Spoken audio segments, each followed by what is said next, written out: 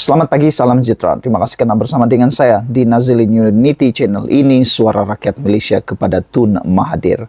Tun yang dihormati, janganlah sampai jejaskan negara. Nak marah dengan Anwar Ibrahim, marahlah, tetapi janganlah sampai menjejaskan Malaysia. Ditulis oleh Mohsin Abdullah dari FMT. Sebagai rakyat biasa yang tidak tahu banyak perkara, saya bukan perasaan hebat untuk menjawab pemimpin besar seperti Dr. Mahathir Mohamad yang bertanya mengapa tidak disiasat Akuan Berkanun Murad Khalid, bekas penolong Gubernur Bank Negara mengenai Anwar Ibrahim. Murad mendakwa Anwar ketika menjadi pembangkang memiliki 3 bilion ringgit dalam lebih 20 akaun bank. Akuan Berkanun Murad dibuat 25 tahun lalu. Bukan hak saya tanya siapa yang harus menjalankan siasatan dan mengapa tiada siasatan jika benar tidak disiasat. Apabila dakwaan itu dibuat pada tahun 1999, yaitu ketika Mahathir menjadi Perdana Menteri. Pertanyaan itu biarlah pegawai Anwar yang memberi jawapan, malah mungkin Anwar sendiri.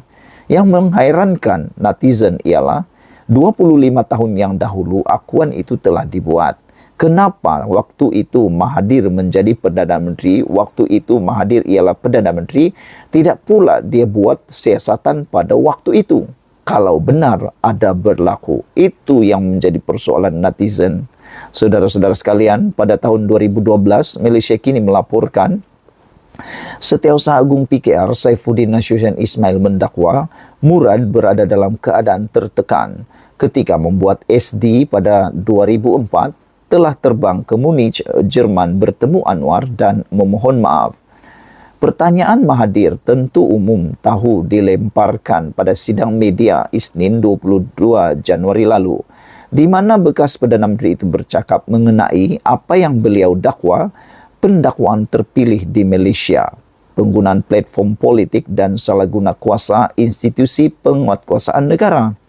Sidang khas itu diadakan beberapa hari setelah anak Mahathir, Mirzan, dipanggil Suruhanjaya Pencegahan Rasuah Malaysia bagi membantu siasatan berhubung pengisytiharan harta.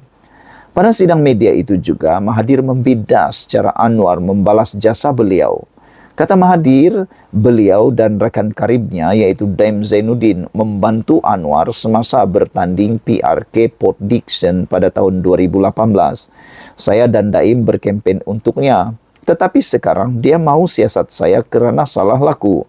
Begini Anwar balas budi beliau dan Daim, kata Mahathir. Ini juga saya si rakyat biasa serahkan kepada pegawai Perdana Menteri untuk menjawab.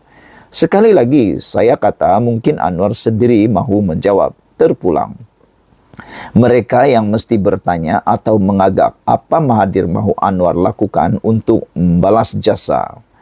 Dalam responnya, Menteri Komunikasi Fahmi Fadzil memberitahu kerajaan tidak masuk campur dalam sebarang siasatan SPRM ke atas mana-mana individu yang bergelar Tun dan ahli keluarga mereka. Mahathir pada sidang media itu turut mencabar Anwar membubar parlimen dan mengadakan pilihan raya untuk menguji sokongan rakyat terhadapnya. Soal ini diulas dua penganalisis dan dilapor FMT. James Chin dari Universiti Tasmania menyifatkan tindakan Mahathir mencabar sedemikian sebagai cubaan terdesak.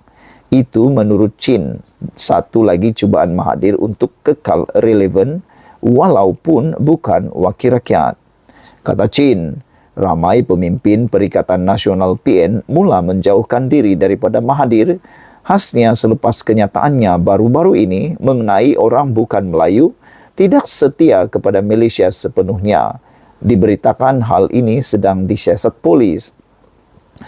Perkara terbaik Anwar dan Malaysia ialah mengabaikan Mahathir. Apabila beliau menggesa pilihan raya mengejutkan diadakan, kebanyakan orang akan geleng kepala dan sedar. Beliau bercakap seperti ahli politik terdesak, kata beliau kepada FMT. Untuk rekod, Anwar dilantik Perdana Menteri ke-10 pada 24 November 2023 selepas mendapat sokongan majoriti dalam kerajaan perpaduan yang terdiri daripada Pakatan Harapan PH, Barisan Nasional BN, Gabungan Parti Sarawak GPS, Gabungan Rakyat Sarawak Sabah GRS, Warisan dan parti lain. Mandat kerajaan ialah sehingga 2027. Azmi Hassan dari Akademi Nusantara pula dipetik sebagai berkata, Anwar akan mengabaikan cabaran tidak berasas Mahathir yang dikaitkan dengan siasatan SPRM terhadap anaknya. Mahathir sendiri tahu Anwar tidak akan terpengaruh dengan tekanan ini, kata Azmi. Itu ulasan dua penganalisis terkenal. Bagi saya, yang ingin disentuh ialah sesuatu yang menggusarkan. Begini, apabila Mahathir pada sidang media 3 hari lalu bercakap mengenai pendakwaan terpilih, beliau menegaskan mahu memberitahu pemimpin dunia supaya tidak ke Malaysia. Saya nak bagi tahu seluruh dunia, janganlah datang ke Malaysia. Rakyat sedang disiasat kecuali mereka yang sokong kerajaan. Orang yang tak sebulu dengan Perdana Menteri kena siasat.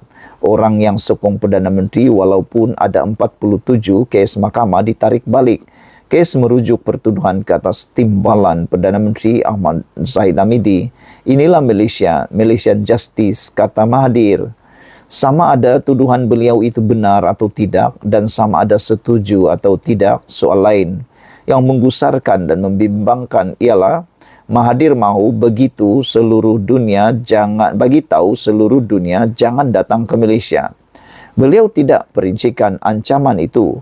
Lantas persoalan penting yang timbul ialah, adakah Mahathir menganjurkan dunia memboikot Malaysia? Adakah Mahathir menyarankan pelancong asing jangan datang dan negara luar jangan melabur dan berdagang dengan Malaysia? Tidak dipastikan sama ada saranan Mahathir dunia jangan datang ke Malaysia akan berhasil atau sebaliknya. Tidak tahu kita sama ada kata-kata Mahathir sekarang masih carry weight seperti waktu beliau jadi Perdana Menteri dahulu, terutama buat kali pertama bermula 1982. Mungkin dunia akan dengar atau mungkin tidak akan dengar. Apapun tidak dinafikan Mahathir masih dikenali dunia. Mungkin Mahathir sekadar dicekam emosi semasa berkata apa yang beliau kata. Maklumlah anak beliau sedang disiasat. Apapun saya ingin nyatakan, katakan, Tun, nak marah dengan Anwar, marahlah. Okeylah, marah dengan Zahid, marah SPRM dan ketuanya Azam Baki. Marah siapa juga, tetapi janganlah sampai menjejaskan Malaysia. Apa yang mahu disaran sama ada didengari dunia atau tidak, bukan hanya mengenai Anwar, Zahid, SPRM dan Azam. Rakyat juga akan susah. Tolonglah, Tun, kasihani rakyat. Sekian dulu untuk kali ini. Jangan lupa tinggalkan komen anda, tekan butang subscribe. Malaysia kita punya, kita juga sama-sama cintai Malaysiaku. Bye-bye.